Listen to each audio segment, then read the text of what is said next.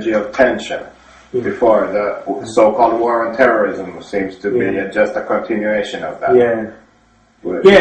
Is that a basic strategy of the elites?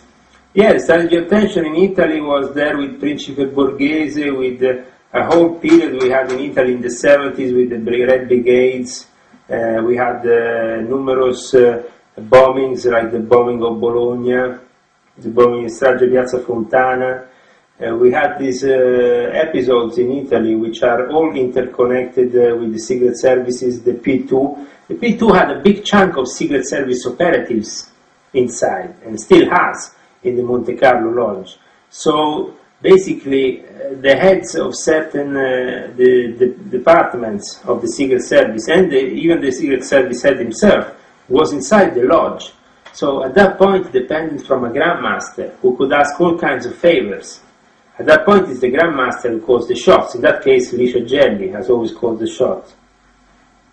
And the strategy of tension started with these experiments like the Bologna bombing, and then ended up with the 9/11. It's the same kind of psychology, just enlarged. You know, first there were bombings on a smaller scale, then they made this big Hollywood spectacle for the people that had to be 9/11. Obviously, it had to be a big American show. It had to be a bit, the detonations were right on spot, so they fall down these twin towers in that way. Probably these Arabs who were totally brainwashed and led to believe God knows what participated to some extent to the hijackings, but we are led to believe that it was remote control, the whole thing, so there was not really much they could do. This also imaginary battle on top of Flight 93 with all this. It's all fiction, you know. There was definitely a big attempt for America to create a stage show for the apocalypse, for something apocalyptic, and they followed also the Zohar, which is a book, a Jewish book, the Book of Splendors, in which the 9/11 attack is detailed also in the day and the year, exactly when it will happen in a big city. So they picked up from a holy book the most holy date for this event to happen. It was already written in the book, in the Zohar. So at that point, obviously, the Jews didn't go to work because the rabbis warned them in advance that the Twin Towers that there would be something coming down that day. It would be very dangerous to go to work. That's why it's not the Mossad that went around saying, listen, there is an attack, but it's because the rabbis had this written in the Book of Splendors, and because the Illuminati acted together with the Zionists on top of this Book of Splendor by acting, reflecting what is written above, below. This is also a rule of Freemasonry. So what reason, like this is very serious charges, like would you be willing to go to court to testify about things you have like seen or witnessed? Yes, absolutely. I would like to witness, to be a witness of how these secret societies, especially the various secret societies involved in Satanism, have infiltrated every other form of today of clubbing, like the Rotary, the Lions Club, the Freemasons. These have all been infiltrated and now controlled by the Satanists. The Satanists are in control of this of the Western mentality of wanting to belong to a secret society for some particular reason, and that particular reason is in Western men a sense of pride in belonging to these societies. You know, that's why they give themselves grand titles, grand names, but I will be definitely ready to witness what I saw in regards to this lobby of people on the top who really doesn't care much of what happens below, but they are in control of the life of millions of people below by the decisions.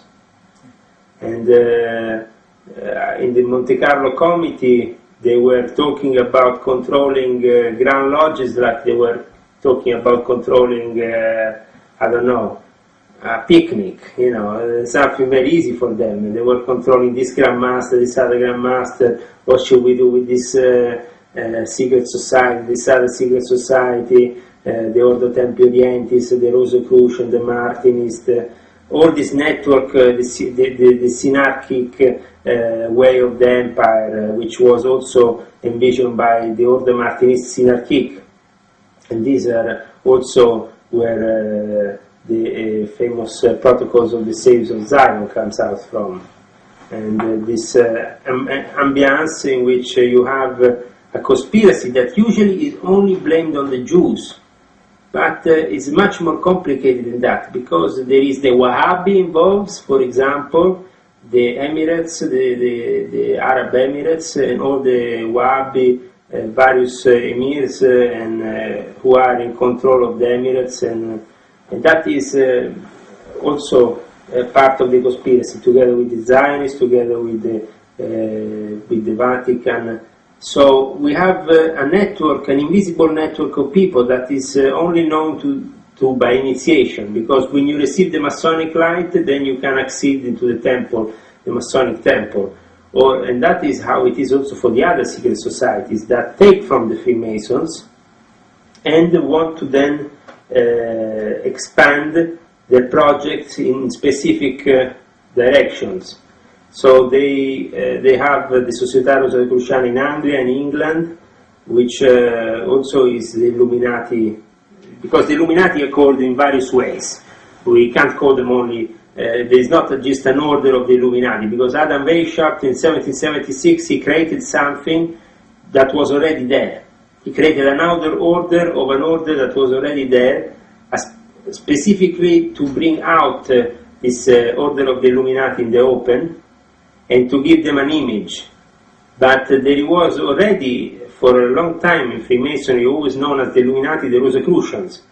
They were the real Illuminati who were guiding the lower levels, because from the upper levels they use metaphysical means, and the metaphysical world in a way serves them because they want to brainwash people, they want to put symbols in their heads, they want to brainwash them with this symbol, with this ritual, with this and this happens why? Because we have genes, we have entities, demonic entities at the top that are really guiding these people, like the guide Michael Aquino, Lieutenant Colonel Michael Aquino. We talked about it before this interview. And Michael Aquino is a typical example of how the CIA has used black magic and is not really very scared of saying that they are involved with Satanism and things like this. They are quite open about it. How can you be open about Satanism? It means that you are a sick society. If you're in your army, in your military intelligence, you have people that are involved with Satanism, and at such a high level, especially in the programs of mind control, because you are using this, you are manipulating people under you, and you are creating more and more control over people using this genie technology. What is genie technology? Something that normal people don't know about. It's a metaphysical technology. It's not physical. It's made out of something that is untouchable. You can't touch these forces, but these negative forces can influence you, and they're magnetic. They are. That's why you have also ARP. You have also weapons made to influence your magnetic circles around you. My personal experience, I was involved in the Rotary Club International Division with the Comandante Giorgio Ugo Ballestrieri, who is involved in the United Nations Rotary Club, which is a very important division of the Rotary Club. And these people that are doing business inside the United Nations, for me, are literally giving a false facade